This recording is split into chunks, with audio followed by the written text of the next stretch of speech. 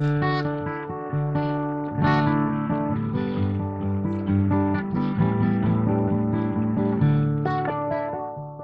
evening, everyone, and welcome to Sustainable Ramona's Community Forum on the concept of the creation of Ramona's own utility and microgrid.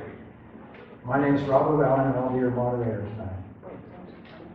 Sustainable Ramona is a non-political 501c3 tax-exempt Recording in progress. corporation.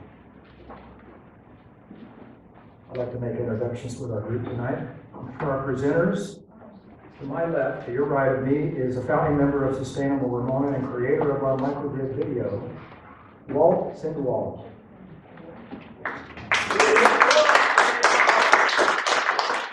To my right, your left, is a Sustainable Ramona member and the final member of our microgrid subcommittee, Bob Nickelman.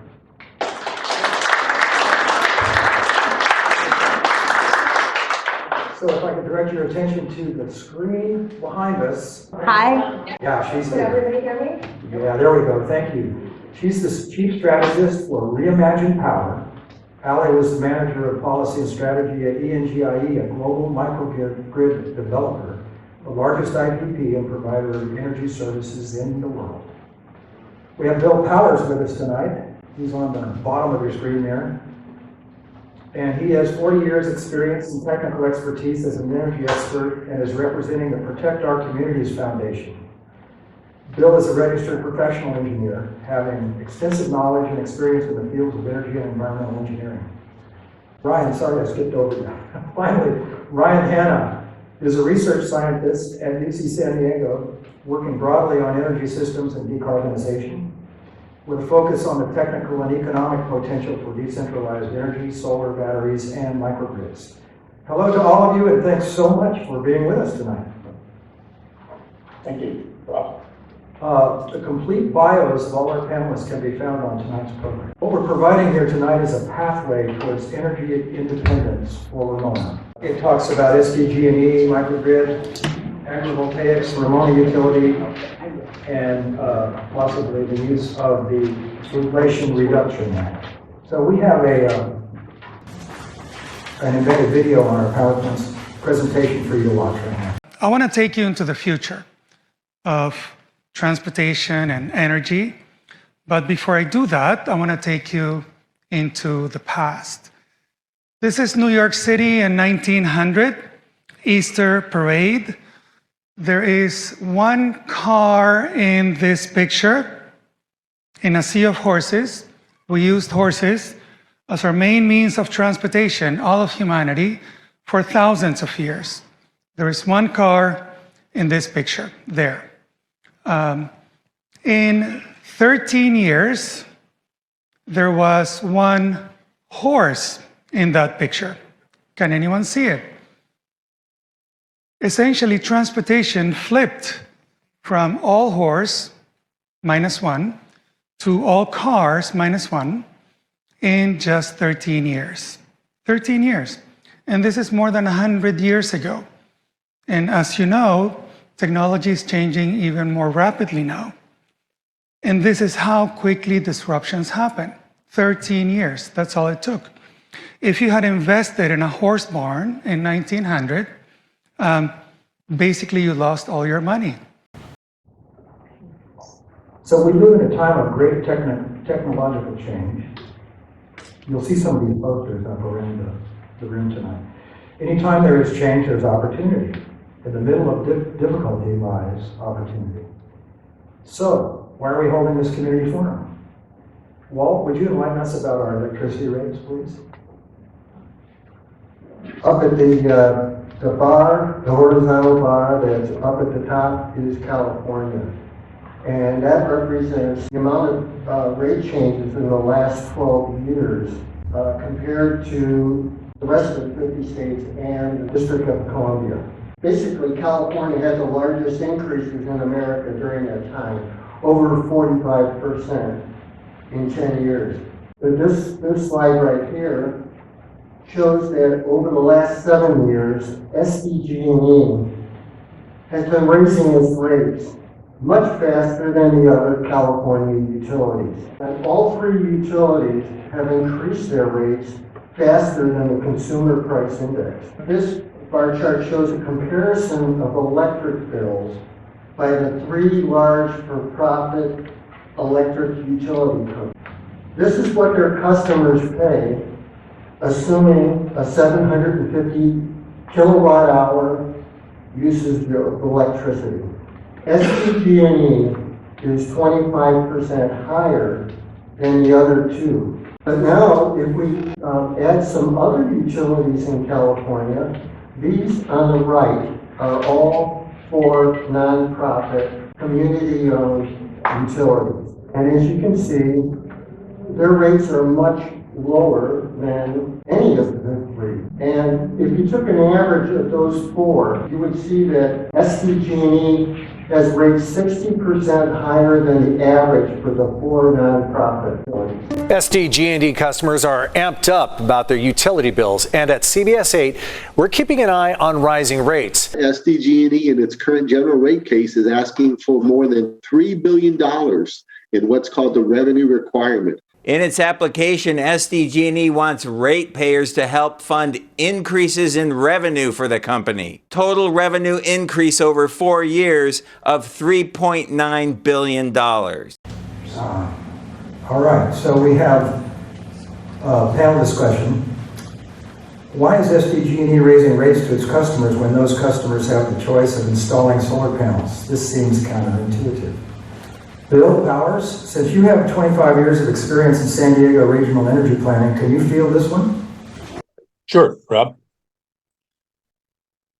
Yes, the San Diego Gas and Electric is a private monopoly utility. It is loosely regulated by the California Public Utilities Commission. And at this point in time, it gets a very healthy guaranteed rate of return on, and it makes money by building infrastructure, but that infrastructure at this point in time is limited really to transmission lines and distribution lines, both to bring in renewable energy and also in San Diego County for fire hardening, wood to steel, those types of changes. And so the customer generating rooftop solar power and generating their own power is reducing the need to expand that transmission lines, or the transmission lines and the distribution lines, both to get renewable energy and to bring in more power as the load grows. And so the investor-owned utilities like SDG&E determined years ago that they needed to fight rooftop solar tooth and nail. And even though we have the highest percentage of rooftop solar in the state, in San Diego County, it's getting tougher and tougher because the utilities have been winning round after round at the Public Utilities Commission, making it a less economically positive value for the individual customer. And now talking about hitting customers with fixed charges. And so they see rooftop solar as a threat. They've really been able to run the table on expanding transmission and distribution. They're making great money doing that, and they want to keep making great money doing that. Thank you. Thank you, Bill.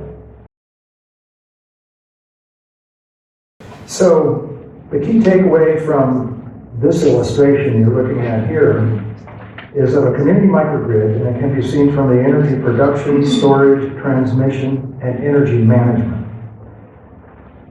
Unlike as things are currently, this can provide 100% renewable energy and is entirely produced and controlled locally.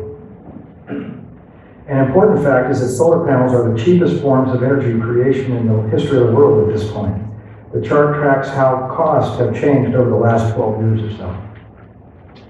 The difference is significant. Solar power is 37% cheaper than natural gas. Now is the time to reimagine our electric systems. One way to power into the future is with microgrids. Across the U.S., small-scale power networks called microgrids are emerging as the smart solution to our failing national grid system.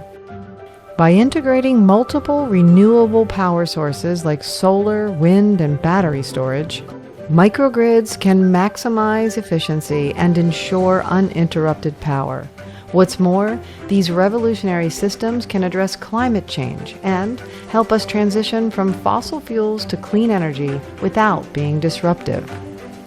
We need microgrids today because our grid is brittle and it needs to be brought into the 21st century where we're facing real climate risks, real disruptions. We have a pathway to clean energy and to distributed energy that microgrids enable. How does a microgrid differ from the central grid? Our current central electric grid is the interconnected wires and poles and power plants that deliver electricity to homes and businesses across the country.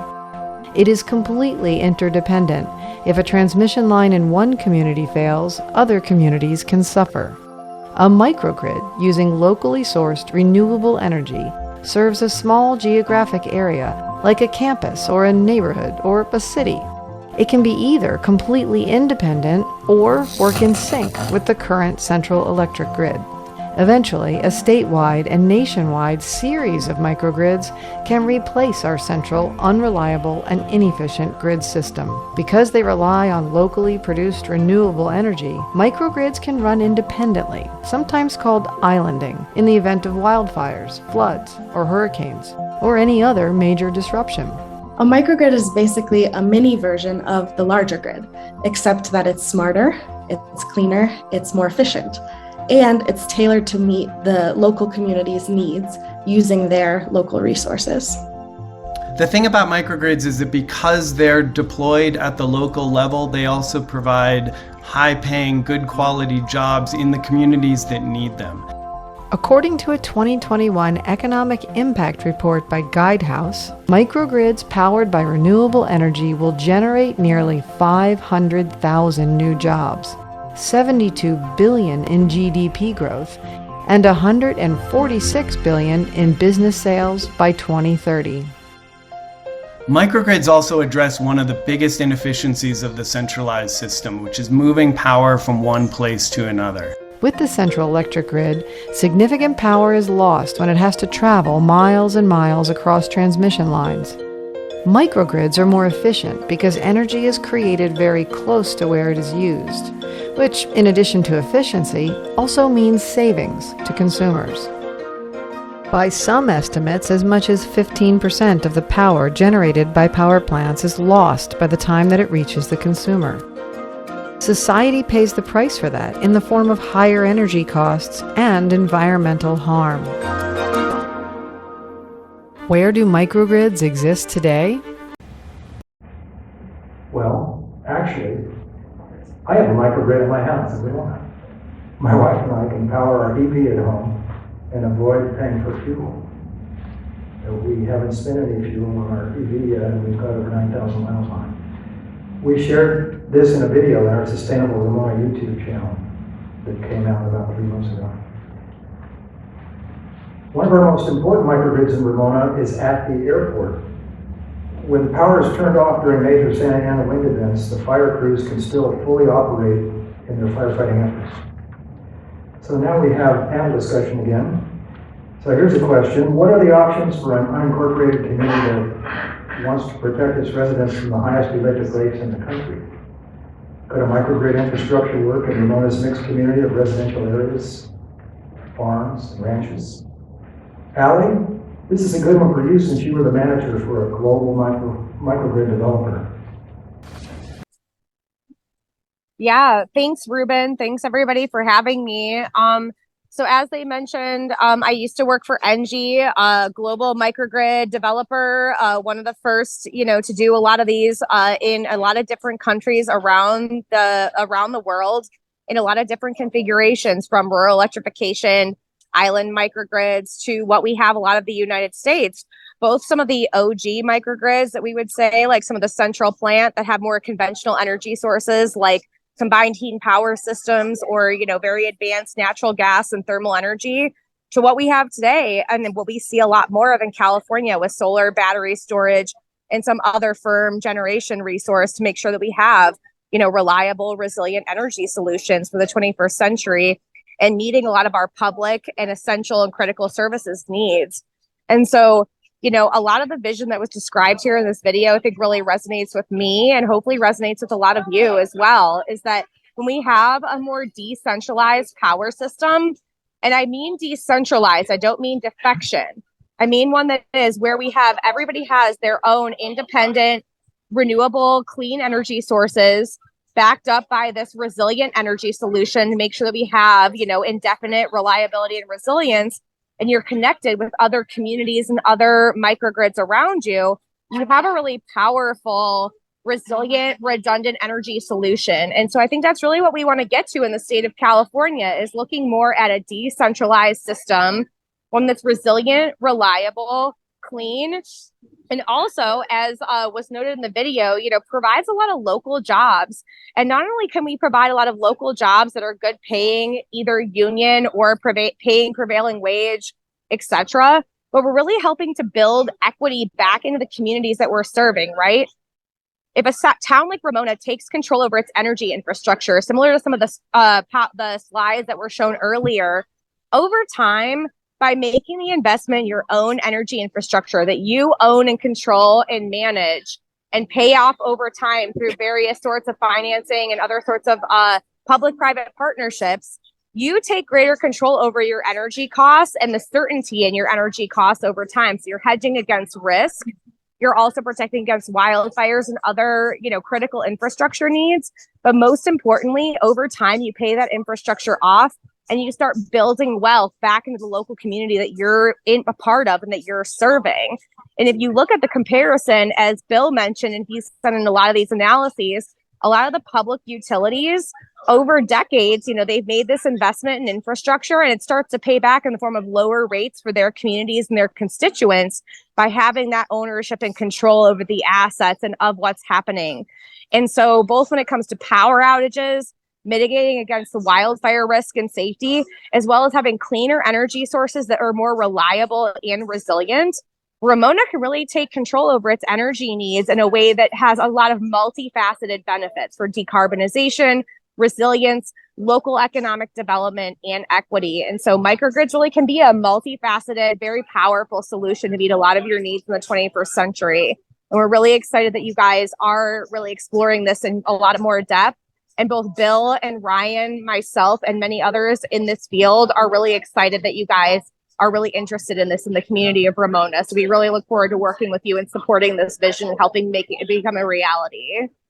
Thanks. Thanks, Allie.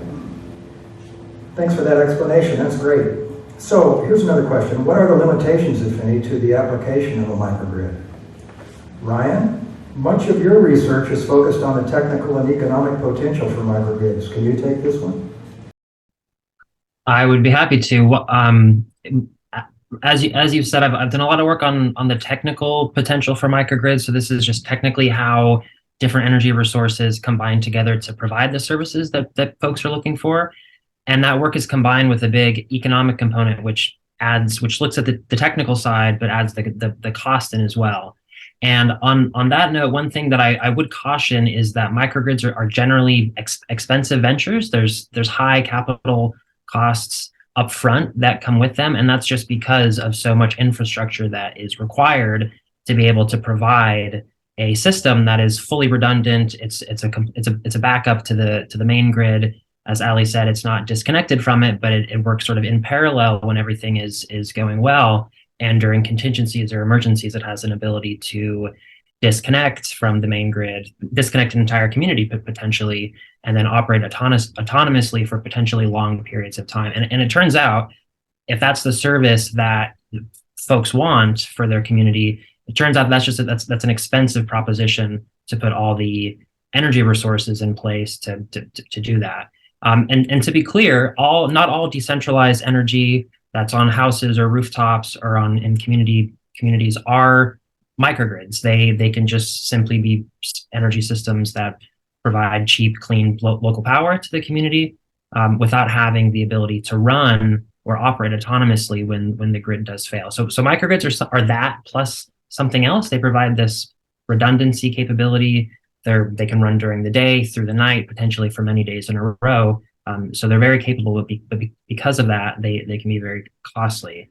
There's some classic entities that are sort of on the front line of microgrids. Military bases are an example, hospitals, data centers. These are not your run-of-the-mill communities. These are very capital intensive, sort of mission critical operations that require 100% or near 100% reliability. And they have operators that have the big budgets that are willing to pay handsomely to get that reliability. So that's something to consider, is just the cost. And then in tandem, I would say that the service or the reliability need that's derived from a microgrid often dictates its cost. So if one wants to be able to prevent or have a reliability service that's sort of on the order of hours, say 2 hours or 4 hours of this autonomous operating capability, the cost associated with that is much different than the same service for autonomous operation that's, say, a day, or like the military has a requirement for 2 weeks, I believe. Hospitals have a requirement for 96 hours. The cost of these systems scales pretty closely with the amount of reliability service that's desired. So that's something else to kind of be aware of. Back to you. Okay, thank you very much. Bob, would you introduce this next section, please? You bet. I want to come off script just for a second and give a shout out to Allie for joining us from the East Coast on vacation tonight. She has a rule that she doesn't do work stuff when she's on vacation, but we're real lucky that she broke that rule tonight. Thank you, Allie. In terms of energy storage, there's all kinds of options these days. Certainly batteries are the most common. We've got battery at our house. Rob's got some of his. There's Menifee development up in Menifee has something like 219 holes that have batteries in each home. There's a lot of other possibilities for energy storage, and we're going to have some kind of a project team in the future. We'll have to look into what are the best energy storage solutions for Ramona. But we've got a video here, I think, that's going to tell you a little bit more about some of the other options for energy storage. This is the typical demand for electricity on a spring day in California. It starts growing around 6 a.m., then rises again around 6 p.m. Now, this line shows when wind power feeds the California power grid. Wind is variable, but often picks up at night. Solar panels, on the other hand, kick into gear around 7 a.m., generate a lot of electricity until the sun sets around 7 p.m. On most days, neither comes close to meeting the peak demands of the day. So, the power company relies on fossil fuels, like natural gas, to make up for the gap, which widens significantly when people use electricity the most. Since the power company can't store the solar and wind energy, it has to use fossil fuels at these times, which can be stored in barrels and tanks. It's kind of the big gap in our renewable energy system right now. If we don't figure out a way to store renewable energy, there's a chance that we're going to be still dependent on fossil fuels. So how do we store some of this solar and wind energy for later? Right now you might be thinking, just use a battery. And you're not wrong. Batteries have improved immensely over the past few years, particularly lithium-ion batteries, which use a chemical reaction to store energy. Individual homes that have solar panels often use lithium-ion batteries to store energy, but there's a few reasons lithium-ion isn't perfect for the grid. This is Neil Danesha, a founding writer at Heatmap, a climate news site, and he wrote about this for Vox in 2022. One is just the scale that's needed. We would need a lot at a level that we just don't really have right now. That's a challenge because lithium is only found in a few places on Earth. But more importantly, we need lithium-ion batteries for other things. Lithium-ion battery is really good for stuff that moves because it's relatively light. Meaning it's better suited for things like electric cars and portable electronics, not power grids that stay still. Luckily, there's another energy storage solution that's actually been around for a long time. This is the site for the first pumped storage hydroelectric station in Southern Ireland. This is a type of energy storage called pumped storage hydro. They were first built in Europe. The US built one in 1929. And many more were built in the 1970s and 80s as a way to store nuclear power. Today, these facilities are all over the world. There are 39 of them in the US. And they store energy in a really fascinating yet simple way. When energy demand is low, renewable or fossil fuel energy is used to pump water from a reservoir or river up a mountain into a higher reservoir. basically converting this energy into what's called potential energy. So potential energy, you might kind of remember from high school physics. When a thing is up at a height, it has stored potential energy. When it's let go, it turns into kinetic energy. When that energy is needed, the water is released down the mountain, where it's converted into kinetic energy that spins a turbine and generates electricity for the grid. It's a way of combining water, a mountain, and gravity into a battery, and it can be about 90% efficient, meaning only 10% of this energy is lost in the process. Pump storage hydro works really well, but it's difficult to build more. Well, for starters, you need a mountain, and you need to hollow out a mountain to put pumps inside it, and it takes a lot of money, and we don't have mountains everywhere. So the ideal way to store renewable energy would be something that's cheaper and smaller than a pump storage hydro plant, but works in roughly the same way. One company, Energy Vault, is also using gravity to store renewable energy, but without the water or mountain. Instead, renewable energy is used to lift heavy blocks of concrete up into the air, where it becomes potential energy. Then, when it's needed, the blocks are released, spinning a turbine which converts the potential energy back into electricity. Energy Vault calls this gravity energy storage, and while it's still being tested, the company claims it could be more than 80% efficient. A company called QuidNet is working on a different version of the same principle.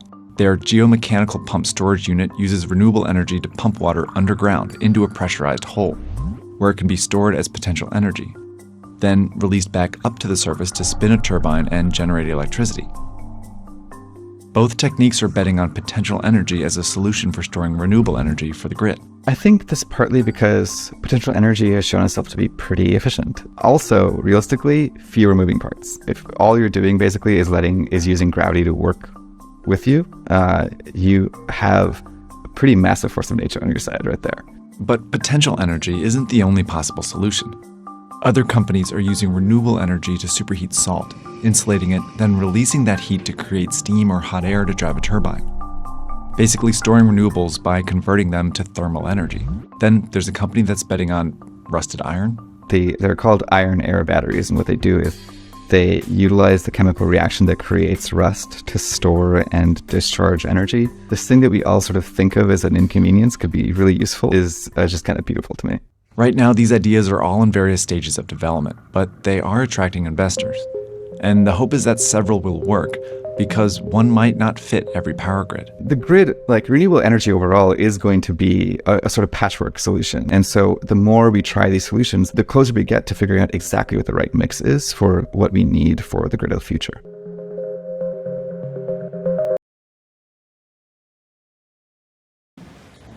A quick announcement for everyone. By the way, this is Ruben, our tech guy.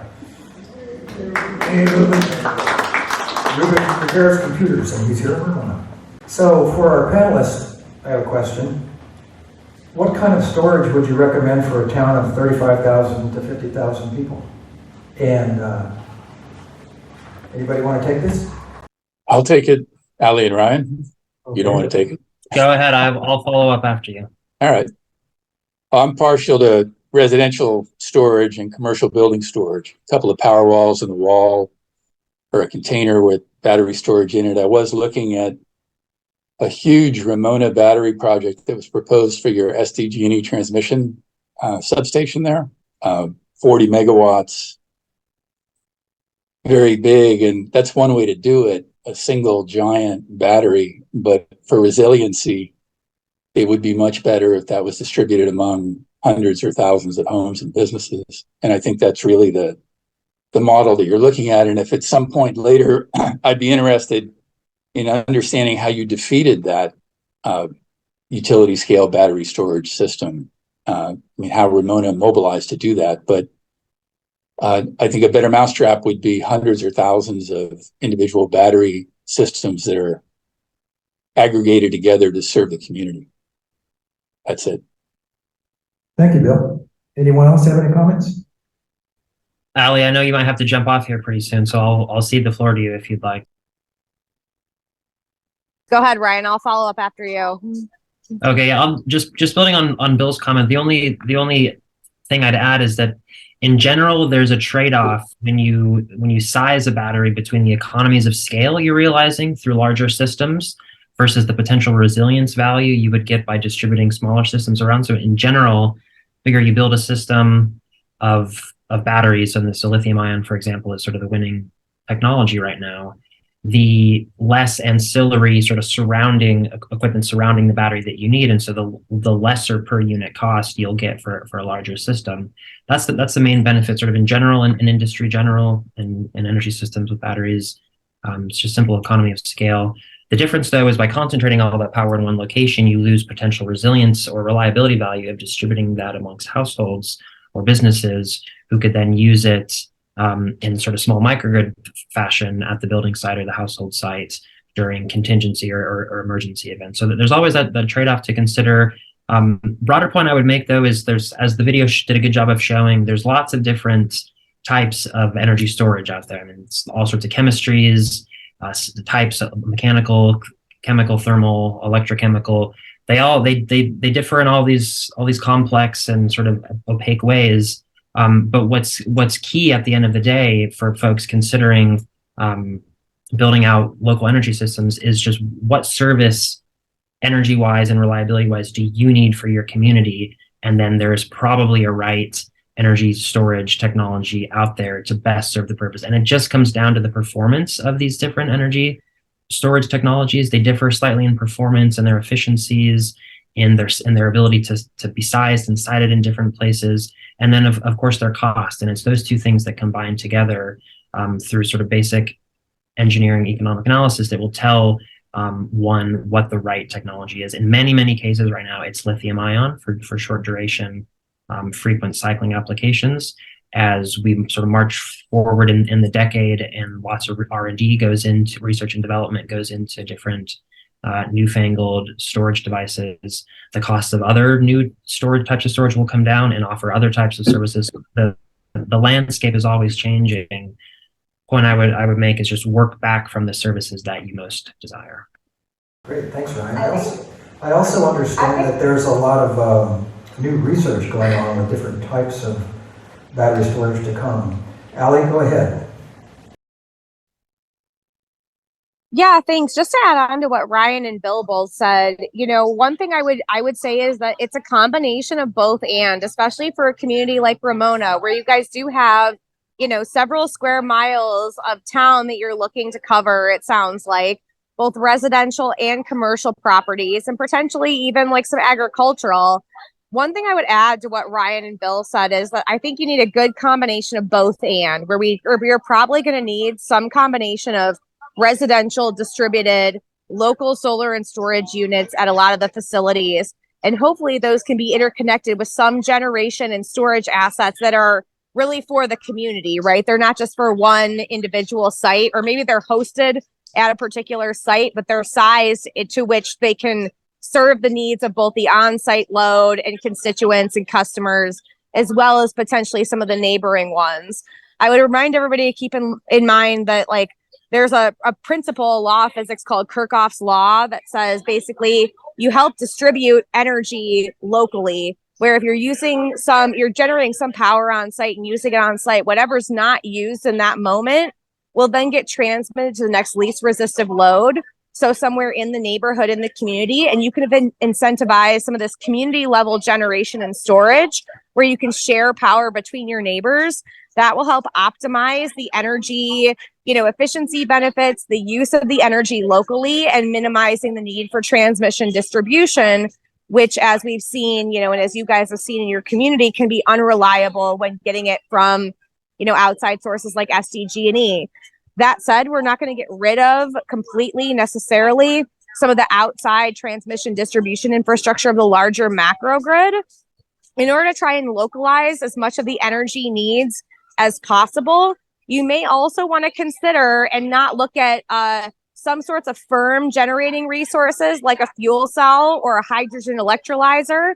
Those can be used as both forms of energy generation and provide firm, clean energy when you need it for the community, but also can be used as forms of energy storage as well, in addition to the batteries. And so if you have a nice little diverse portfolio of clean energy resources like distributed solar and storage, maybe a few community level battery resources, and fuel cells or other generation resources that have those clean powered fuels, you can really develop a truly self-sustaining system, minimize any sort of emissions, and make sure that you're maximizing reliability at the local level. And that will help you minimize the need for any outside sources of centralized generation and transmission distribution infrastructure.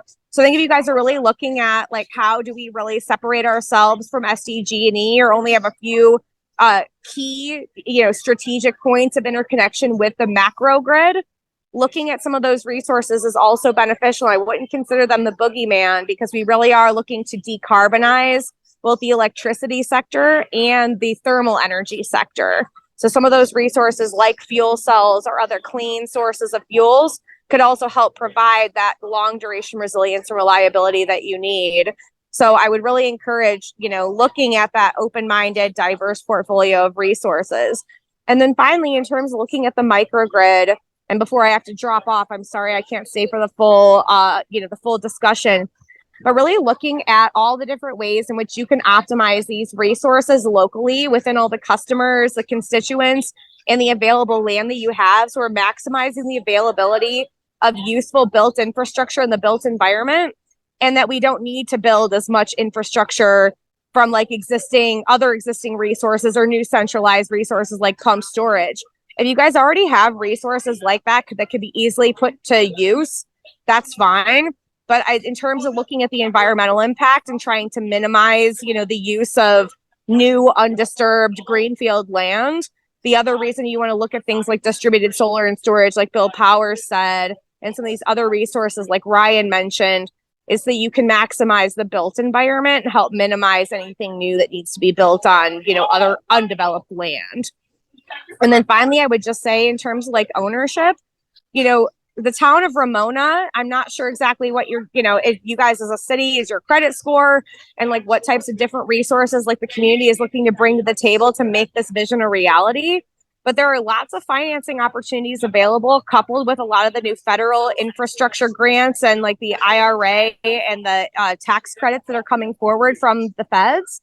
There might be some really interesting creative ways that Ramona could make this work, both with the tax credits and other federal opportunities in combination with public-private partnerships and monetizing these resources, where you can do that on a localized level with the distribution infrastructure. And so there might be some interesting ways to structure this. So the long and the short of it is, I think that there's a lot of opportunity here for Ramona. And there's a lot of great different technologies and solutions that can be brought to bear to help you guys form a solution that both works for your community and helps meet your local needs, but that also helps to maximize the system benefits and help you guys monetize this project so that it works in the long run and helps to pencil. So I'll end with that, but thank you so much for the time and the opportunity to speak with all of you and to hear your vision, because I definitely think it's something that we can all make a reality. It'd be an honor and a pleasure to work with you all on this over the next coming months and years. I think it's definitely something we can make a reality. Great, thank you, Allie, and thank you so much for taking time out of your vacation to attend our forum tonight. So, where do we put solar panels? On the roof. Bob, can you help us out with this topic? So I sure can. On the roof is one place. Ramona has about 134 square miles of largely open land and abundant sunshine, where solar panels could be sparingly but strategically co-located with rangeland, pasture land, or agricultural land. That was my summary sentence. We're not proposing to take up any more big agricultural plots of land and cover them with solar panels. As I said, we're not looking to cover more agricultural land with solar panels in its entirety. Bill had mentioned earlier that somehow we staved off a big proposal to get a whole bunch of solar panels out here.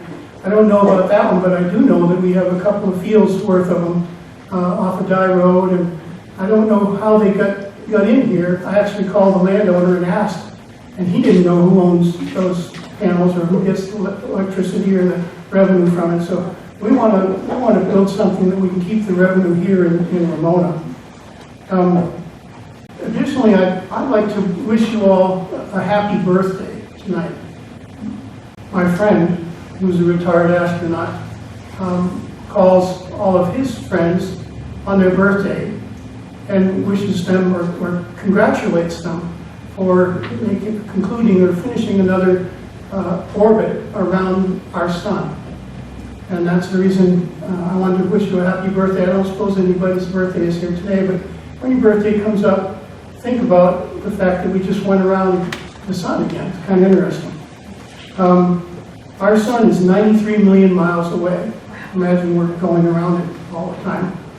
It takes 8.5 minutes for the emitted energy from this terrifically powerful power source to reach the Earth. 8.5 minutes it gets here.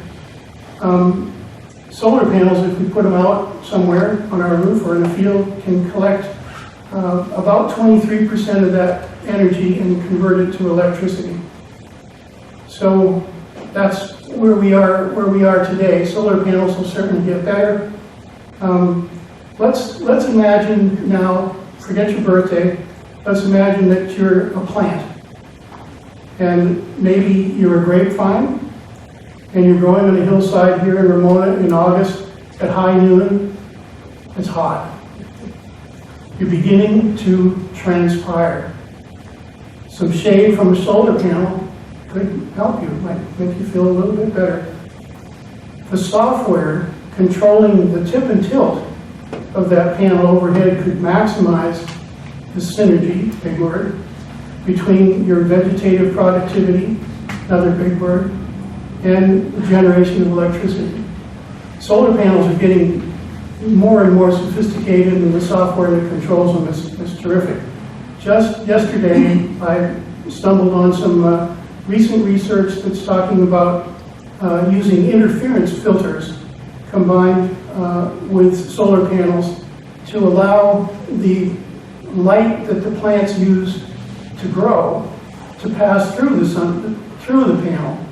But the ultraviolet and the infrared is absorbed by the panel and used to generate electricity. So technology is still working on this thing, and we're going to see a lot of benefit from solar panels. Here's a video. It's portions of a video produced by a fellow named Dave Borlace. His YouTube channel is called Just Give It Think. He's a British guy. You'll enjoy his accent. And he's talking about agrivoltaics. And one of the ideas gaining a lot of interest right now is to combine food production with energy production in a concept known as agrophotovoltaics or agrivoltaics, or just APV for short. There's a strong clue in the name, of course, and sure enough, in very basic terms, it means putting solar panels in a field where crops are also grown. So how does it work in practice, and what do we gain from doing it? Well, it turns out there's a limit to how much sun any individual plant can actually use. It's something known as the light saturation point. Any extra light received beyond that point makes no difference at all to the plant's photosynthesis. All it does is make the plant sweat, which makes it more thirsty. So by strategically placing solar panels directly above a crop growing area, it's theoretically possible to precisely regulate how much sunlight reaches each plant, so that they've got the optimum level for maximum growth with minimum water loss. All the excess sunlight that would otherwise be wasted on the plants would then be captured on the upper side of the solar panels to generate energy. And if the panels are raised up high enough above the ground, then livestock, farm workers, and even agricultural machinery can all operate very happily in the cool shade beneath the canopy. And it's not a one-way street either. It's a mutually beneficial, symbiotic relationship. As the plants grow beneath the panels, they help to keep the panels cool. Ironically, solar panels don't actually like getting hot. It reduces their operating efficiency. So anything that can draw heat off them will help to make the panels more productive. According to a study by Oregon State University, panels positioned correctly above plants can produce as much as 10% more electricity. And that electrical energy can be used to run the farm with electric tractors and equipment. and to power precision agricultural technology that helps further reduce water usage. All of that obviously reduces the running costs for the farm, and any surplus energy can be stored in battery banks or sent to the grid for consumer use. So you're effectively using the sunlight twice to grow cash crops and to generate a second income stream from the solar power generation. And the OSU study also calculated that converting just 1% of American farmland to agrivoltaics could meet the entire US national renewable energy target, not to mention saving a significant amount of water and creating sustainable long-term food production systems. France is already getting involved, led by the winemaking industry. Sun Agri, a subsidiary of French solar developer Sun-R, has installed a viticulture agrivoltaic system in the wine-growing area of Pierlon in Hérault in southeastern France as part of a programme to test how agrivoltaics perform in specific crop cultures. The project is running in partnership with the local Chamber of Agriculture as part of a programme supported by the French Environment and Energy Management Agency. In a recent interview with PV magazine, a Sun Agri spokesperson said vines are among the crops most affected by the effects of climate change, so it's essential that they be at the heart of our experiments. 1,000 square metres of vines in the test area were planted with the black Grenache red wine grape. 600 square metres were covered by a system of 280 panels with a generation capacity of 84 kilowatts. The panels were mounted 4.2 metres, or about 14 feet, above ground, and are remotely controlled by an artificial intelligence algorithm that Sun Agri have been developing for more than a decade. The algorithm determines the ideal tilt of the panels based on available sunshine, the water requirements of viticulture, the growth model of the crop, as well as soil quality and weather conditions. And in the event of extreme climatic hazards like drought, heat wave, hail, frost or heavy rain, the system positions the panels to protect the crops. Water demand was reduced by as much as 34% in the PV sheltered vines, thanks to that reduction in evapotranspiration that we looked at earlier. There are some challenges that could stand in the way of widespread use of agrivoltaics though, as this recent research paper by the German Fraunhofer Institute points out, not least of which is the higher initial capital costs compared to conventional ground-mounted PV installations. Those costs are mainly due to the much taller support systems used for the modules, as well as the need for site-specific system design. But the report also found that compared to other renewable energy sources today, APV overall looks quite competitive. The industry comparison standard known as levelized cost of electricity, or LCOE, comes out at 7 to 12 euro cents per kilowatt hour for agrivoltaics. That is higher than the ground-mounted systems, but it's already comparable with small rooftop PV systems.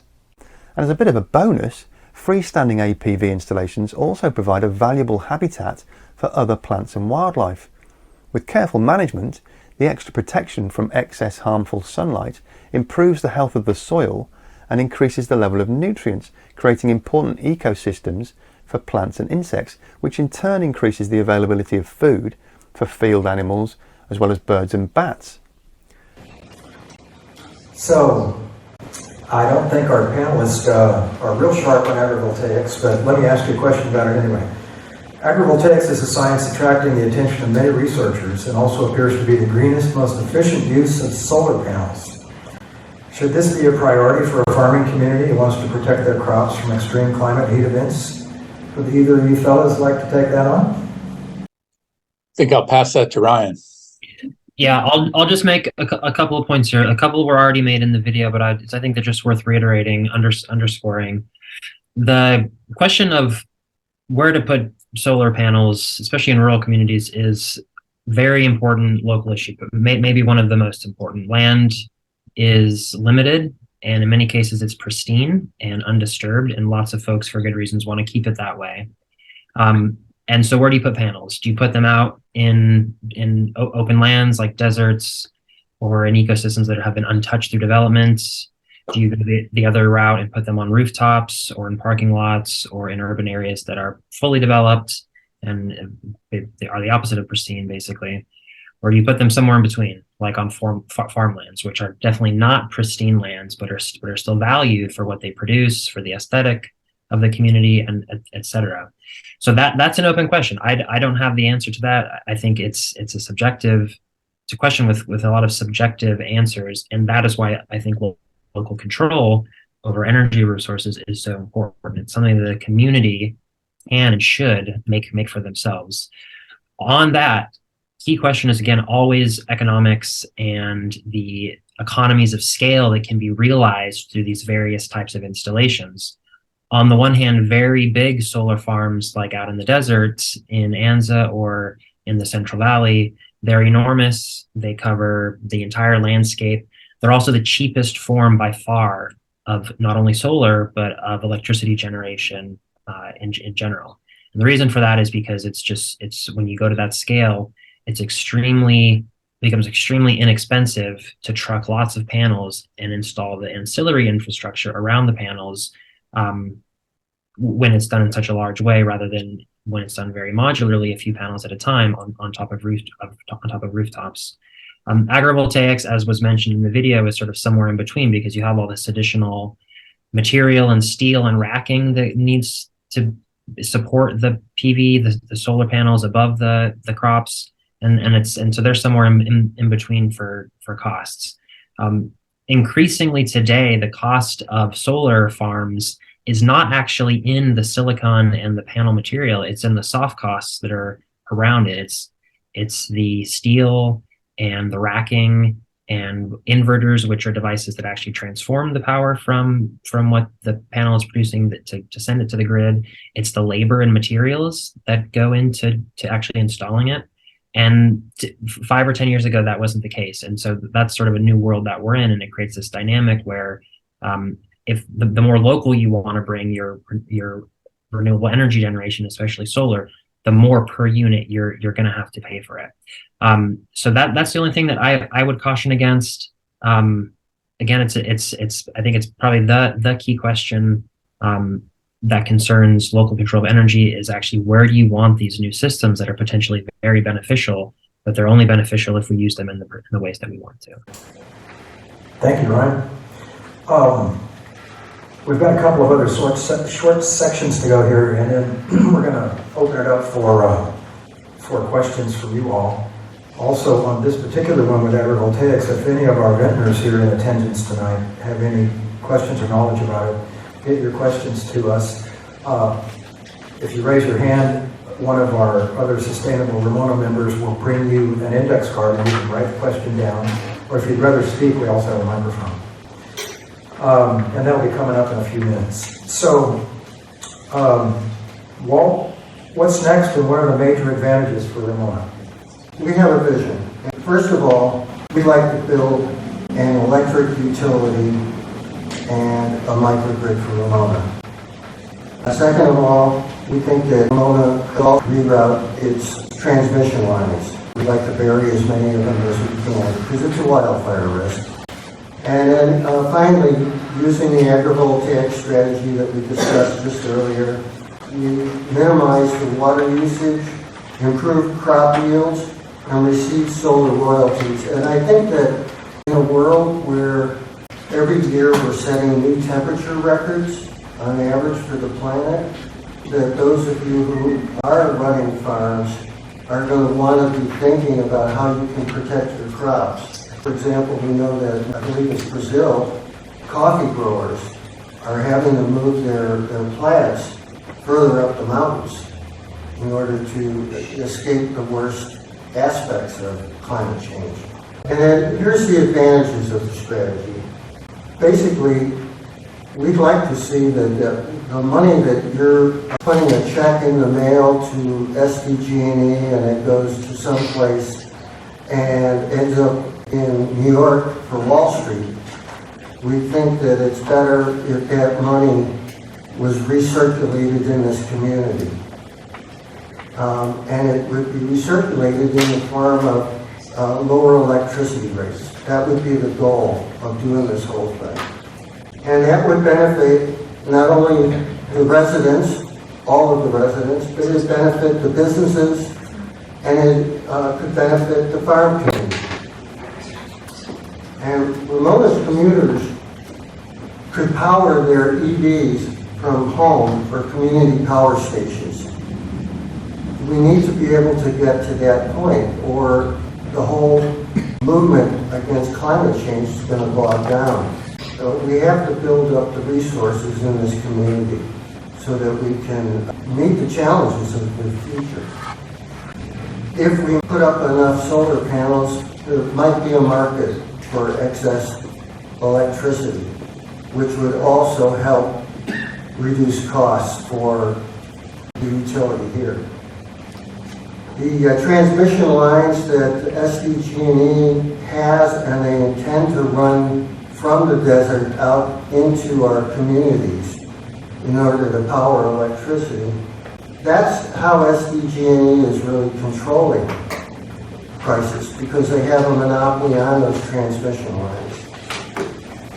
We would like to reduce wildfire risk in the process. And then Ramona would take a significant step towards decarbonization and fighting climate change. So, where do we go from here?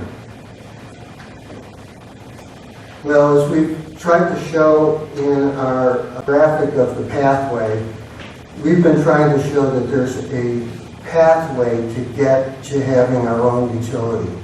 What the details are going to have to be worked out. And for that, we would need a project team. That project team would work on conducting a robust, thorough cost and benefit analysis. And then we need to build community support.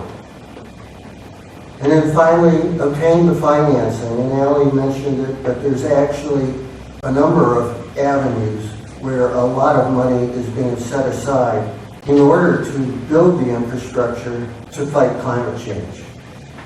Okay, here's a question for you guys. Is a microgrid and community electric utility a viable option for Ramona? What do you think? Bill, it's your turn.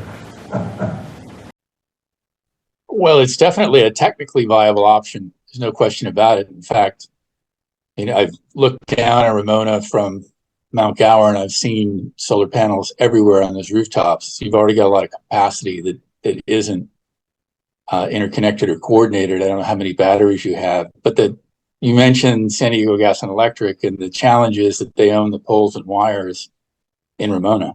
And so it's not so much a technical challenge as it is administrative. It is either getting control of those poles and wires or building a new set of poles and wires over the existing wires. So that's what I see to be the challenge, but Ramona would be a great place to do it. Great, thanks. So if you were leading a project like this, what other considerations should Ramona consider?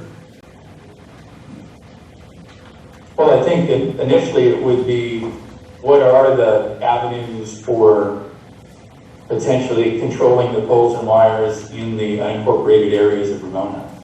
And that outside of that, potentially short of controlling the wires, is considering becoming a demonstration project for San Diego Community Power, for example, the current supplier of power to most of the residents of Ramona. So those are a couple of things that I would just throw on the table.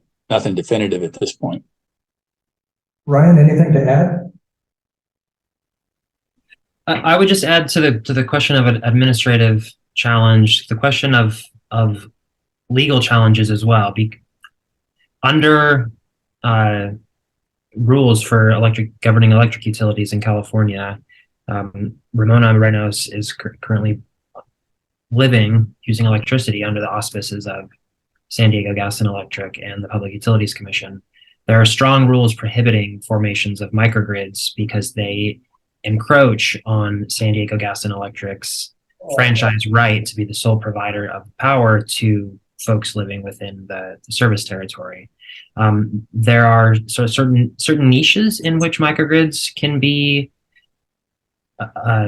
installed for customers. So they're generally on a single or two adjacent premises. So big shopping center or a house or a business or a commercial facility. Something that covers the entire town that requires control over all the poles and wires, as Bill is saying, is an entirely different proposition. It requires going outside of, it requires taking control over those things, not only physically, but also administratively and legally. So we're talking about formation of basically a municipal utility.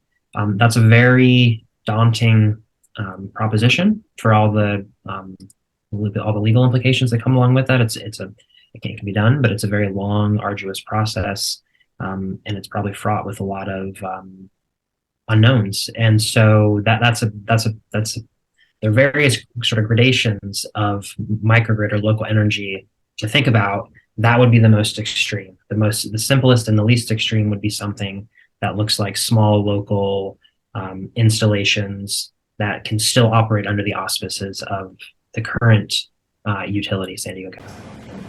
Great, thanks. So, do either of you fellas have anything to add just on everything we discussed tonight and seen before we open it up for questions? I would be kick it over to the audience and have a discussion. Okay. All right, anything from you, Bill, or you ready for questions? If anyone here is interested in being a part of the project team that's leading this endeavor, please let us know after the forum and leave your contact info. We'll be planning the next steps and notifying everyone. Also, Sustainable Ramona would like to make itself available to other organizations that would be interested in this presentation and others like it. So I've got a couple of questions that have come from you all. This is just more of a statement. It's really cool. I have 1 acre that I'd like to convert from weeds to agrivoltaics and grow dragon fruit. That sounds pretty cool.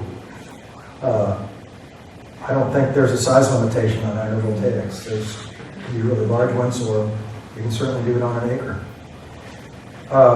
Here's a question, and I think you all have touched on this, but this is: how does it work when SDG&E owns the interconnected grid, owns the wires?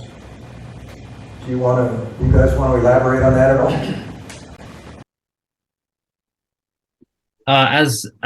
Sorry, was that kicked to the panel? Yeah, for the panel, right. Yeah, I just 2 thoughts on size.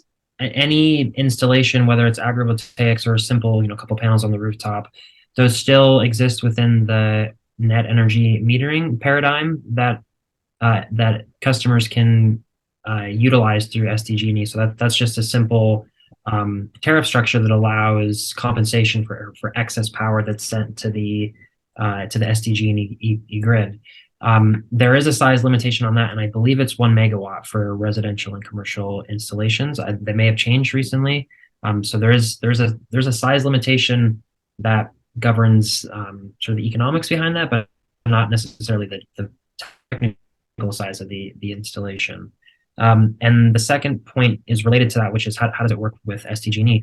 It's a simple one. It's a simple relationship with San Diego Gas and Electric. There's under the net energy metering tariff, it's a set of rules that governs how electricity is priced as it moves from the SDG&E grid to the farm, and then vice versa. Well, here's another question that just came in, and I think I'm going to ask Bill to answer it because the 3 of us were on a big Zoom meeting headed by Diane Jacob that on Bill Power's group the other night, and Bill, I think you're going to like this question. Does it pencil to put solar panels on the roof of a shopping center? Does it pencil to build solar roofs over parking lots? Yes. I mean, it is to my mind, it's the future of solar in America. I mean, one of the reasons that Ryan mentioned is this is already developed terrain. These are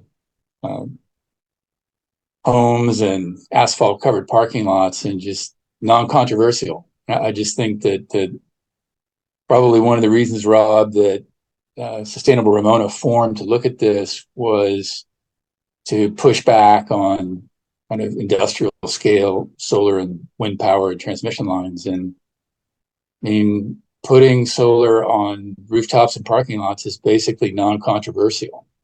And it's a huge resource. And the only inconvenience is it undercuts the utility's business model, and the utility has a tremendous amount of clout.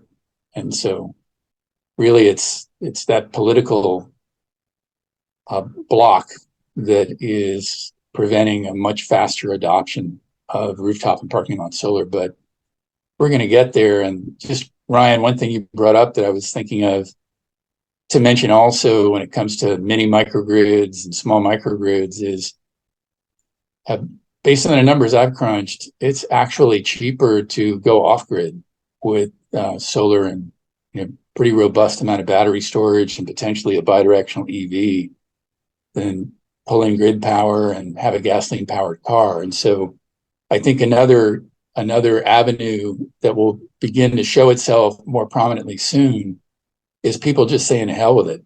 I'm going to put up a bunch of panels, bunch of batteries, bidirectional EV, and cut loose.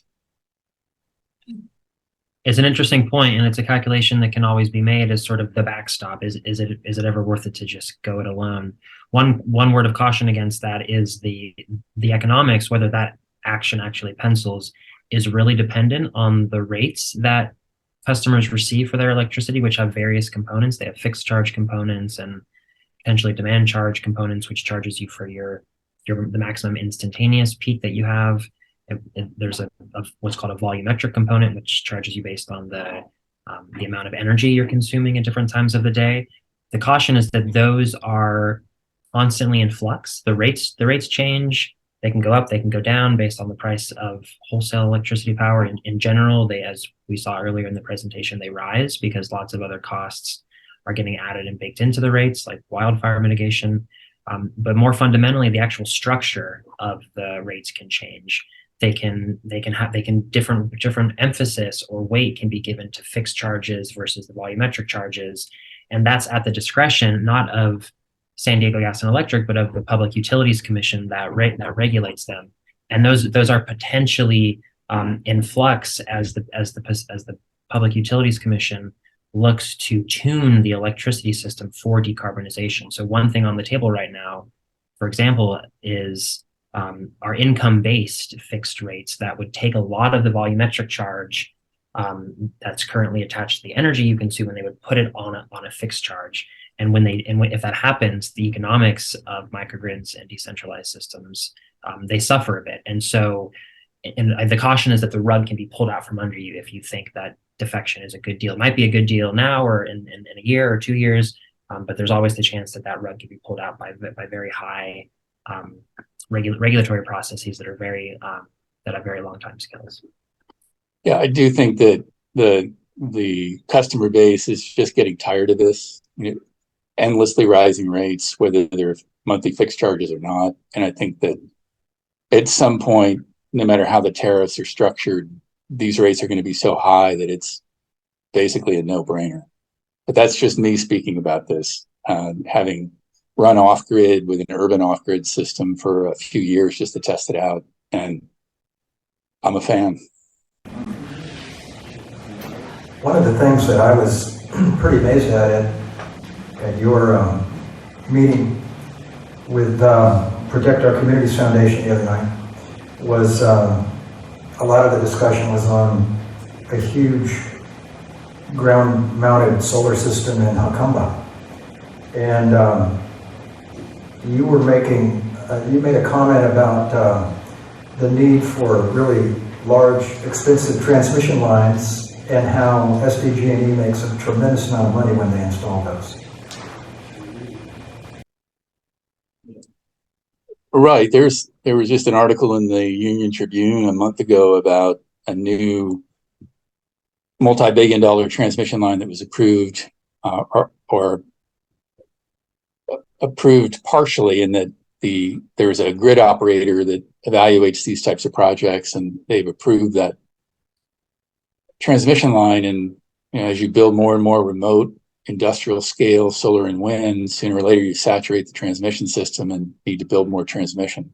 So that will be a big fight in the San Diego area over the next couple of years. Do we have any other questions from folks here tonight? And if you don't want to write one down, just come on up and you can talk right into this microphone. Tell us your name. I go by a handle called Ziggy. That's good enough. Hi. Yeah, what I'm about to say is going to ruffle your feathers a little bit, I'm afraid. I think your intentions are terrific and what you're trying to do and everything, but two things. One, I don't think you're looking far enough into the future. And the second thing is your thinking, as you've heard the expression, you're to think outside the box. You're trapping yourselves here with your thinking in the box. Let me explain a little bit. What would Ramona look like 20 years from now when we electrify homes? Would every home have its own power source with its solar, its own storage, basically becoming self-sufficient? If every home in Ramona was self-sufficient, then why would you need a power generating company, a power distribution company? Why would you need the big grid? Why would you need a microgrid? In my opinion, the big power companies are actually today's dinosaurs. That's what happened to dinosaurs. And all you're going to be doing here is creating a baby dinosaur that will eventually go away. If you electrify every home, it would be self-sustainable. So if you're not solving the problem of distribution, you need to get distribution down to zero, that thing. And so how do you do that? I think what you do is you get the community together and you use muscle. So what's an example of muscle? There's 21,000 residents in the Ramona area. There's 3 people per house. That's roughly 7,200 homes. Put 20 panels on every home, each panel $450. That's $67 million just in panels. You take that muscle and you go to the big manufacturers and you start driving the cost down. So I think, what we really need to be doing is try to look at the future, help people get an affordable way to get into the solar on their homes and become self-sustainable. So, just my opinion. If I ruffled your feathers, sorry. No, not at all. And I agree with you. The best thing we could possibly have is for each of our homes to be totally self-sufficient.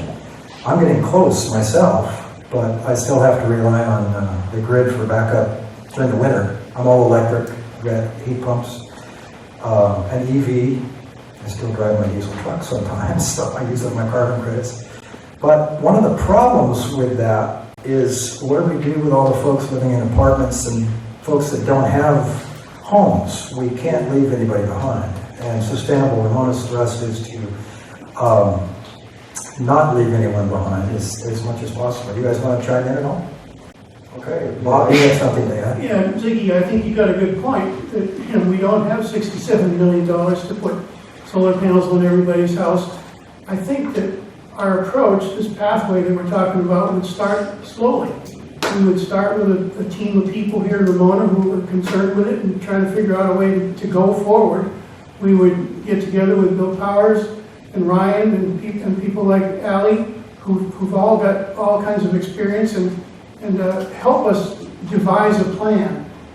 It's been mentioned that there is funding from the federal government. We might as well get our hand in the pot if we can. I think that we're going to have to stay connected on the grid for a long time. We can hate SDG&E as much as we want now, but we need them. We can't get away from them. We can't just go out and bury. Well, there's one place, all the San Diego Country Estates actually has underground power lines already. And as Bill mentioned, he was climbing Mount Gower the other day and looked down at Rob's house right at the base there and saw that a whole bunch of houses in the country estates have panels already. So what if we wrote a grant to some agency and say, okay, we want to augment what's already here in Ramona. Maybe we go with our water district and they say, well, we need to have a certain amount of megawatts to power our trucks because we want to go to electric trucks. And of course, there's a lot of pumping, dollars to get gets spent with SDG&E just pumping our water up the hill. So we've got a few places that we could start where it would benefit us to not spend the money on SDG&E and get some grants to get some of this stuff, these panels installed. But I don't think, I agree with you, Ziggy, we're not going to just be able to go and do this all at once. It's a 10-year process, or who knows how long. I mean, who knows what will happen with the regulations. And my question the other night when we were listening to this Zoom meeting that Bill Powers and his Save Our Communities group had was, is it legal? Let's say Ramona had the resources and could go off the grid right now and wanted to become a microgrid. And my question is, can we even do that legally? You know, or I don't know that we can. Bill, is that true? We can or we can't? Not immediately. So, I mean, there's your answer. We've got to work with the SDG&E that we got. We do have San Diego County Community Power now. They're interested in buying power from renewable resources. So is SDG&E. They're only 10% behind. One of the things we could do to help San Diego Community Power is to offer them an opportunity to work with us on local renewable sources as opposed to going over to Yucumba or some other places. I mean, they've got a commitment to get power generation somehow signed up. Well, if it isn't available locally, they got to go to the desert. So what if we propose a grant to some government agencies with Bill and Allie and Brian's help and start? Some of you people, Ziggy, we want you on the team. We want you to help us, because I think you got a good point. You didn't ruffle our feathers at all. You're on target.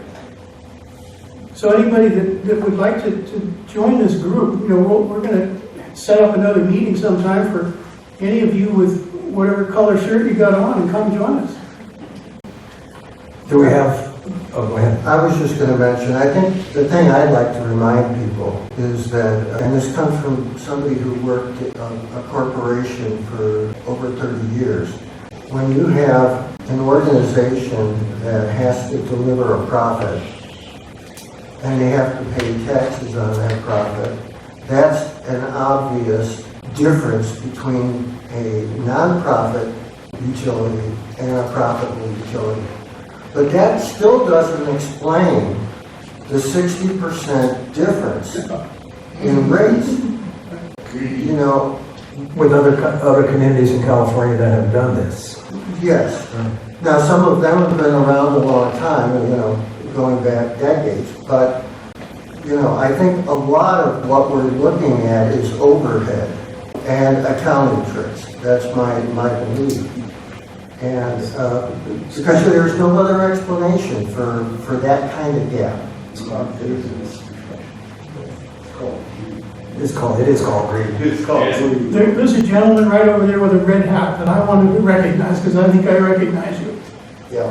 My name's Mark Ty, and I live here in town. I've lived here since the 80s.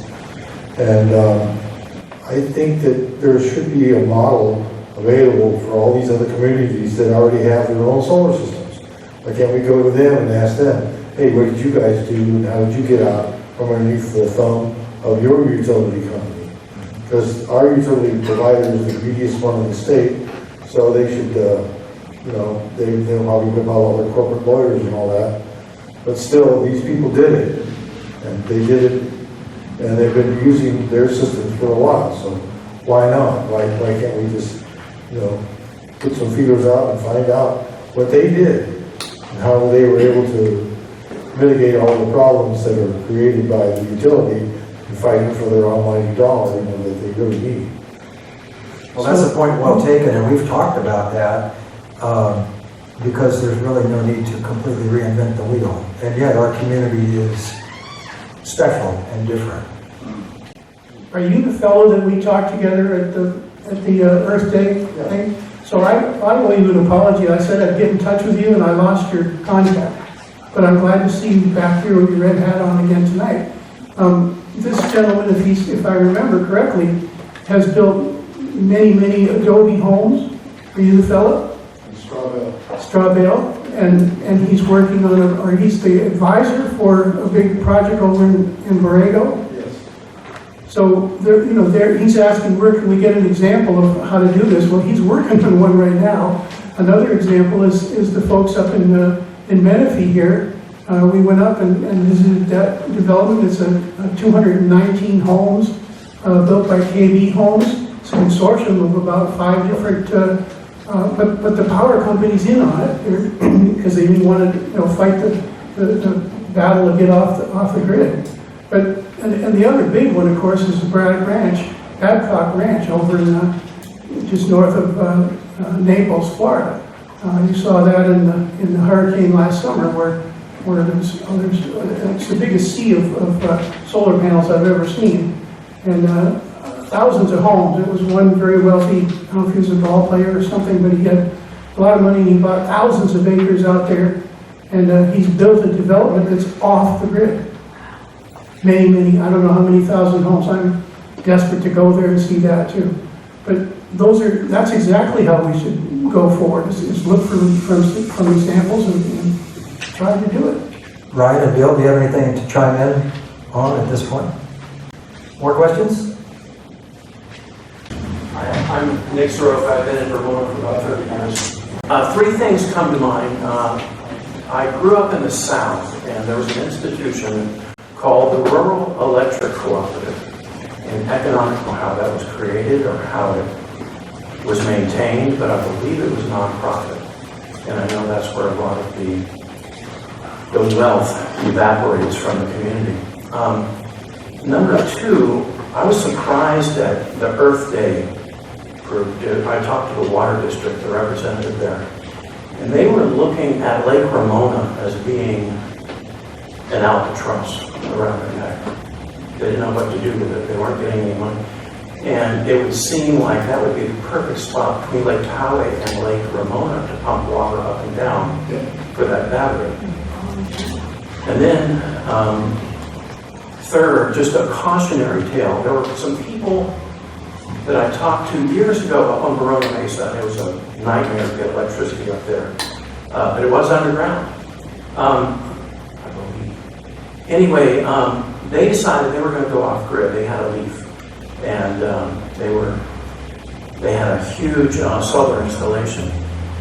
And they were advised, be sure when you go off grid, because when you disconnect from SDG&E, it's a very small fee, but to be reconnected was between $15,000 and $25,000 according to SDG. And that's the vindictive economics they are working with. Right. There's another co-op in Taos, New Mexico called Kit Carson Electric Co-op. And that's on my radar to study that one up a little bit. One comment about Lake Ramona and Lake Poway, because I'm very well versed with that. I had a house there that burned down in Mesa. But Lake Poway, to pump water from Lake Poway up to Lake Ramona, you have to go down 500 feet and then up 1,000 feet. So it's not like a straight 500 shot up a hill. It's down and up. So the other thing there is you've got 2 complete different water districts. Do you have anything else to say on that? More questions? Comments? I got a question. Who's going to join us? We need you guys. Good. I see a bunch of hands. Thank you. That's awesome. We're going to have some meetings, and we're going to let you know, and we'll get together. Yeah, we've got a lot of ideas and not enough people to carry them through. We've been around. Sustainable Ramona is a grassroots group. Walt's one of the original founding members, and our president has actually been listening in tonight, Joyce Strand.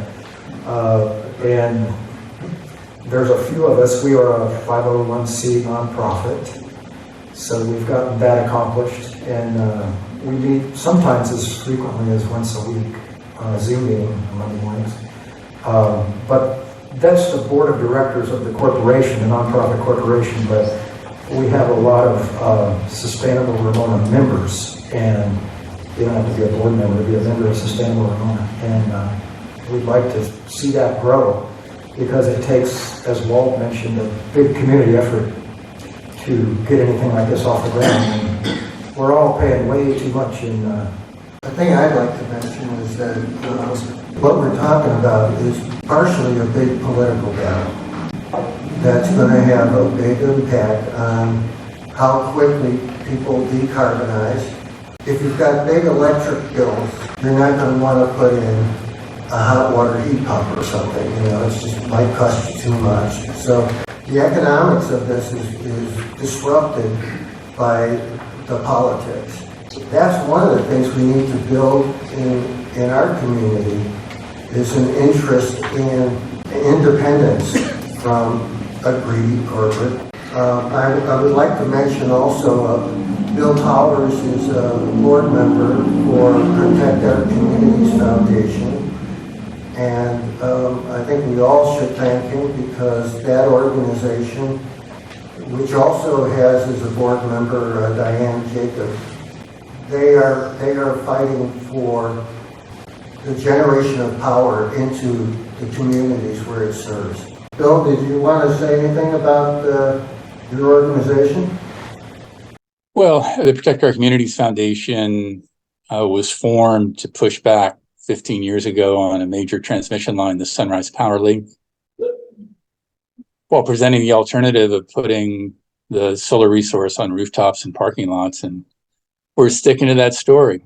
And we see it currently in the city of San Diego, not in the county. There is a franchise agreement between SDG&E and the city that is in dispute, and the city, as a charter city, has the right to take over that franchise at any time. And so we're also looking at the potential to turn the city of San Diego into a nonprofit electric utility.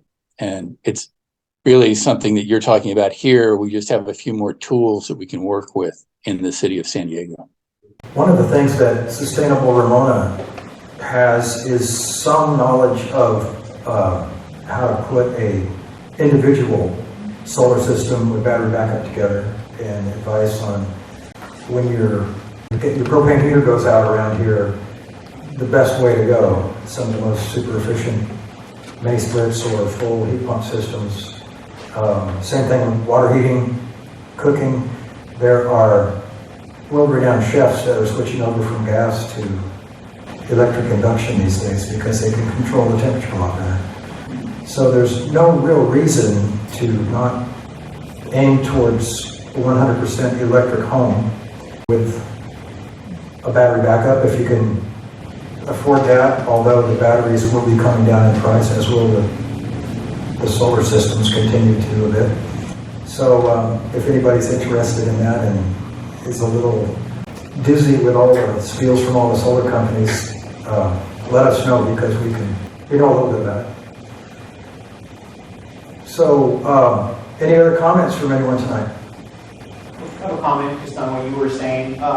My house is 100% electric, and about 2 years ago we switched to solar. We went from paying $300-400 a month at SDG&E to then paying us $30, $40 a month. And so we haven't paid them $1 since we switched to solar. We're on a heat pump mini split, electric water heater, electric stove. It's about, it's not a huge house, 1,100 square feet, and it's myself, my wife, my daughter, 2 dogs, and 4 chickens. So we're definitely using electricity. Chickens are expensive. The chickens use a lot of electricity, you know. But yeah, our washer and dryer is electric. We're a perfect use case for solar. And you know, if everybody was, I think it would be kind of a no-brainer. I mean, we looked at financially and said, well, look, you know, in 5 years, we're going to pay SDG&E what we're going to buy the solar system for, right? So we got another 3 years left, and then it's gravy, you know what I mean? And that's without the rates increasing, right? We did the math based on the rates staying where they were, and we know that wasn't happening, right? Which is a fraction of what they are now. Yeah, so, you know, if you can, I would just, you know, kind of reiterate what you're saying, where, you know, we definitely did it, you know, I would say for us, you know, mostly financially, you know, because I saw one too many $400 or $500 bills from SDG&E, you know, in secondary environment. We're definitely environmentally aware, and I think a lot of people fall into that category. It's like, you know, look, if it's gonna save me money, I'll do it, you know, and if it's gonna be good for the environment, great, kind of thing, you know what I'm saying? But I mean, honestly, if it was gonna be more expensive to switch to solar, but better for the environment, I probably wouldn't have done it, you know? I'm saying, you know, we got bills and, you know, kids, and it's like we have to look at the money, exactly, you know what I mean? Right. So I was just kind of back you up there when you were saying, look, if you can go electric, and I know, yeah, you know, nobody ever used to want to cook on an electric stove, but it works for us. My wife is a great cook. We never have a problem making, you know, fantastic meals. And you know, during the summer when it's 106 on our porch, you know, that mini split keeps our house super comfortable. You know, 72 degrees, whatever. We don't go crazy with AC, but we get comfortable in there. You know what I mean? They're very efficient. They're super efficient. That was another thing we had to put a little bit of money up front in. You know. But again, it pays off over, you know, a few years. So people ask me about solar, and I usually just tell them, look, if you're going to stay, you know, if you're paying $300 a month, you know, give or take, you know, and most people say, oh yeah, we're gonna, and you're going to stay in your house, you know, it's kind of a no-brainer. You know what I mean? That's what I tell people. So I just kind of wanted to reiterate what you were saying. That's been our experience. It's been fantastic. You know, but yeah, we're still connected to SDG. We just don't. We put more back in than we use. You know, we do. That's my final point is that we still are really aware of our usage, and I think that's a critical thing. We do laundry when it's sunny. You know what I mean? We keep that AC, you know, at 72, and we're always constantly aware of it. I think if you just said, "Oh, that's solar, woo, free for all," then I don't think you would realize those kinds of. Like I said, we haven't paid SDG knock on wood. We haven't paid $1 since our system was installed. So that's kind of just kind of give my experience. I also work out of my house, so I'm in the office. You know, all the tech staff is running all the time. You know what I mean? So for us, it's been great. Well, I'm kind of in the same situation. Yeah. And we had a propane explosion in 1981 that burned down our house, and we've been basically totally electric ever since. Cooking on electric. We don't have induction, and I think my wife would like an induction range, but we've been doing just fine. I am here to tell you that she cooks very well with electricity. And she's here. I've got a couple solar bids in hand. Could you talk about it? Okay, can you hear me? Oh, I have to go up there. Yeah, we're actually recording all the audio. We didn't actually get Ruben on there. If you could use the microphone, that's great. That's scary. My name is Robin Weisbarth, and I've got a couple solar bids in hand. But I don't use much electricity, so they think I'm kind of crazy. I mean, I have an oak woodland, so we heat with wood with a catalytic converter. And we don't really cool. I pre-cool a patio room with a swamp cooler before and then I open up those doors and kind of, because I've got high ceilings at work. So my bill's like 75 to 175, you know, and I've got sites for rooms for air conditioning. So I'm only going to stay in my house 3 years. I'm not looking to really make money. I just want to generate power because I'm at 2,400 feet. And when you're soft in down here, you know, I'm clear and You still got sun? yeah. So I don't know what to do, but I have to decide in 21 days, you know. So yeah, I don't know. I don't know if I just need to pay to be cool and never recoup the changes because I don't know that it will add value to my house. The solar system definitely will. Yeah. Yeah, and it's a lot of value in real estate. Okay, that's all.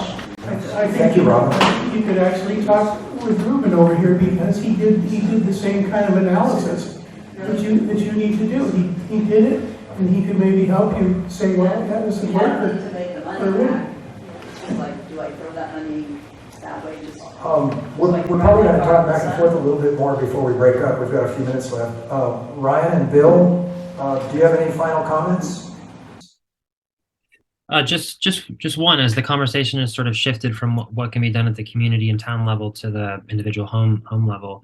Right. Would just say there's many of you, well, some of you may be familiar with the Inflation Reduction Act, which was passed by Congress in the fall of last year. Basically, it's a huge smorgasbord of incentives for exactly the things you're talking about, which there are incentives for homeowners to go off and buy solar to pair that with lithium-ion batteries, sort of the Tesla Powerwalls that sit in your garage and help you move your solar from the middle of the day to later in the evenings when the rates for electricity increase. And increasingly now, they're much more than just panels on your roof and batteries in your garage. They're incentives to turn your entire house electric, exactly as the gentleman, I forget his name, was just mentioning. There's incentives to upgrade your circuit boards so that you can bring larger amounts of power into these bigger electric consuming devices like induction stoves. So there's a total sort of comprehensive set of incentives that are there, and that installers who can come into your home and tell you what you need and give you price specs they're there for those installers to grab onto and to pass on to you. And so there's a lot of attention and incentive top down to get folks to do exactly what you guys are talking. Bill, final comments? Well, I want to thank Sustainable Ramona for inviting me to participate on the panel. And I think that you made a big first step, which is just to find a vision for the community. And so hats off to you for laying a vision out there that you want to start to explore. Thank you guys very much for being a part of this forum. We've got some more questions. You are certainly welcome to stick around, but we don't want to keep you if you don't need to. So, but we'd love to have you if you will. So. Okay, maybe they can stick around for this question. Yeah, I think this guy's got a good place to put some solar too. His name may be Jim Hagen. I hope so. If somebody owns a shopping center, and I happen to have a friend who does, what would be the first step that he should take? Who should he call? Who should be his advisor to cover the roof of the shopping center and the parking lot? So that's a question for Ryan and Bill. Whoever knows. Either of you guys answer that? Jim, don't sit down because we got another question for you after this. That's a question for Bill, probably. So the question is, who would I call to initiate that process? Yes, that's the question. Stellar Solar, Baker Electric, Semper Solaris. There are many companies in the San Diego area that do commercial solar developments on roofs and parking lots. And so I'd be happy offline. Rob, I think you have my email address. Be happy to connect a gentleman with, or at least provide a half a dozen names of companies that could do that work. You bet. Thanks, Bill. And I got a question for you. I don't know if everybody knows Jim, but this is the gentleman that's been talking about the co-housing project. And I went to a couple meetings, and I think that there's maybe a possibility there for building some new homes, and they could easily become a microgrid. So if any of you are interested in that co-housing project, this is the gentleman that's heading it up. And just contact us. We'll get you in touch with Jim. Perfect. All right, great. My phone number, whatever you need. Let me know. Or talk to him afterwards. Any other questions? I thought I saw some more hands up. Sure, go ahead, sir. I was talking to, is it Bill? Yes. I have an interesting situation. I have two solar systems. One was put in by ASI, I keep forgetting, and it's working fine. Then I got involved with Sunrun and their other company. It was a mess. It took a year to actually get it in and working. And I complained, and I'm an Englishman, I'm nice. You're a gentleman. Yeah. But anyway, I was dealing with a few people in Sunrun who was very helpful. Well, it was almost a year gone. They'd done the final test and everything worked great. And about a week later, I got this memo from Sunrun just dissolving the agreement with me and them. I own the equipment, but I can't. I'm an electronics engineer, but I don't know how to get the damn stuff working. You know.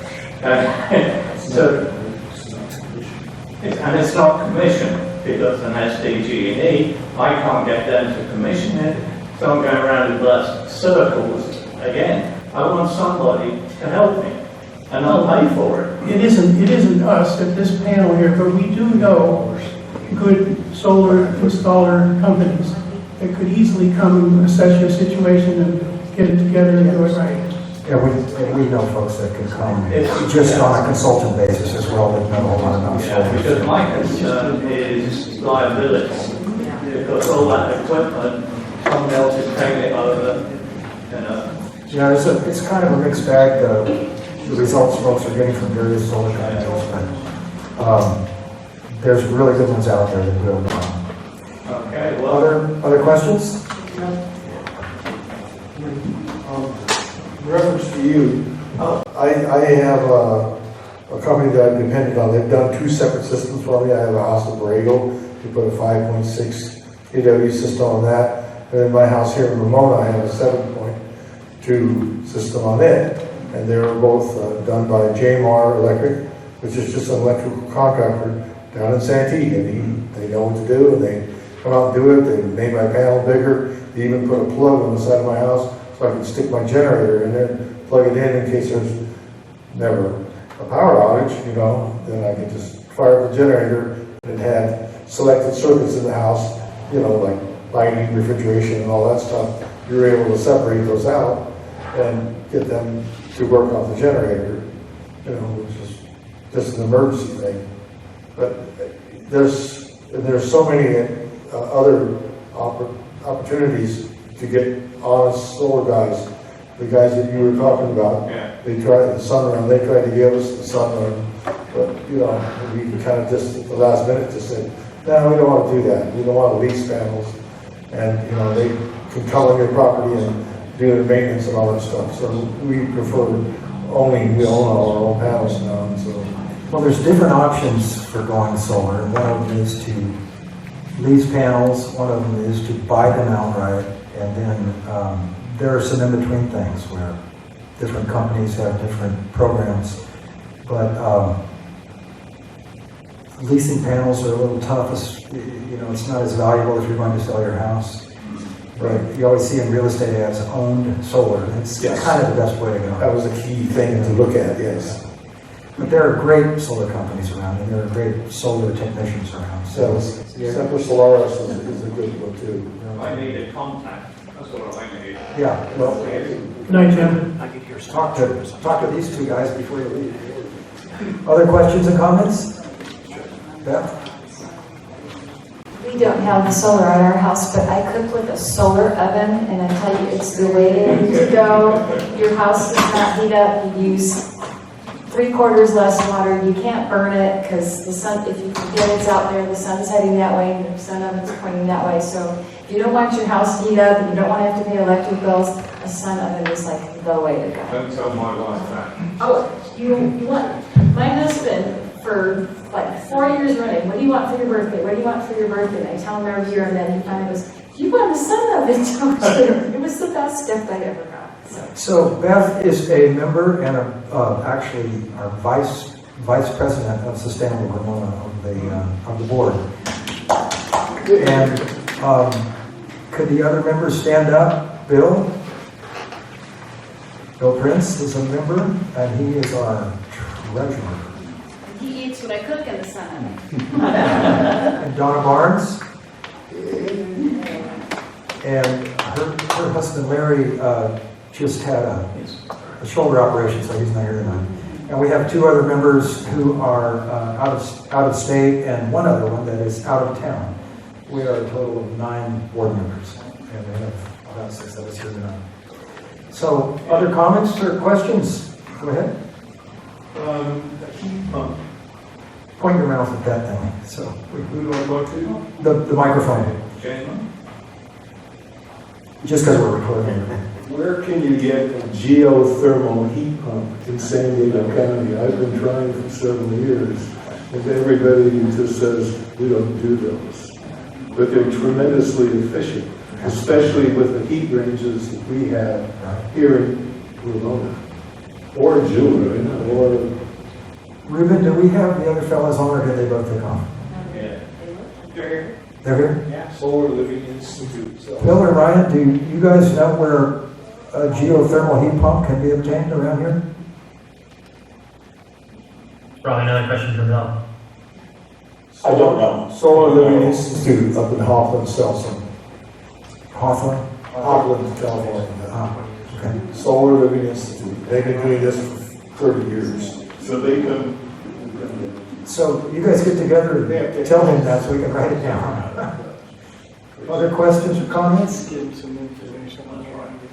Who's got solar already? Can you put your hand up if you got solar in your house? So look at that, look around, see who came tonight. We're preaching to the choir here. The rest of the question would be batteries. How about how many, who's got batteries? So, I see one hand way in the back waving batteries, my wife's not sure. Robin, Walt, I want to thank you again. This is Bill Powers. I'm going to check out, but thank you very much for this opportunity. Right. Bill, thank you so much for being here. You bet. Good night. Bill, thank you so much for being here.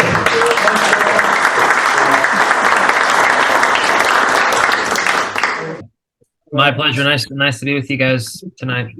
Have a nice night. Ryan, thank you so much for being part of this today.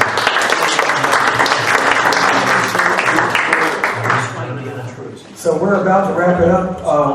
Feel free to stick around for a while and talk. We'll be ready to talk with you. And we also put on the annual Ramona Earth Day Festival. We just did our second one about a month and a half ago. And we've had one Harvest Festival too. We have symposiums and forums like this as well. So please keep up with us. We need all the help we can get. Thanks everybody for coming. Yes, thank you very much.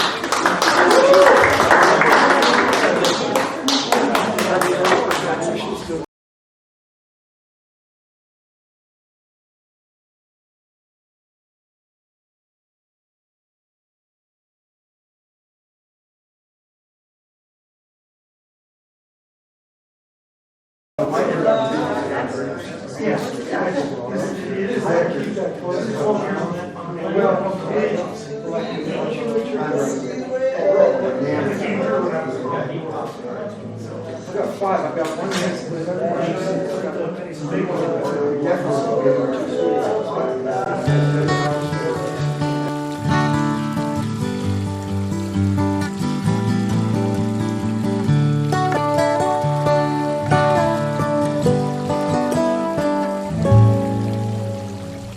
Here comes the